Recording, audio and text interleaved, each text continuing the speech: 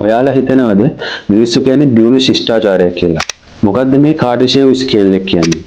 ඒ ගැන අපි මේ වීඩියෝ එකෙන් කතා කරමු.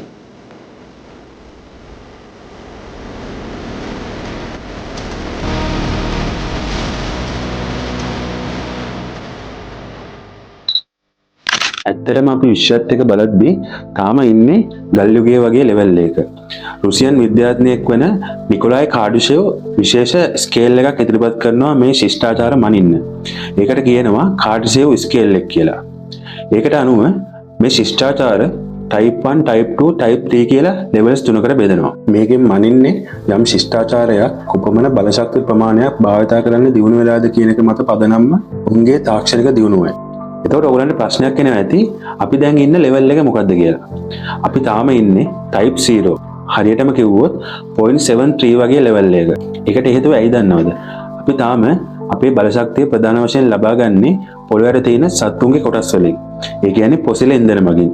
ඒ වගේම අපිට තාම ස්වභාවික විපත් වළක්වා ගන්නත් හැකියාවක් නැහැ. එහෙනම් කොහොමද අපි type 1 civilization එකක් බවට පත් වෙන්නේ? ඒ ගැන මම ඊළඟ වීඩියෝ එකෙන් කතා කරන්නම්.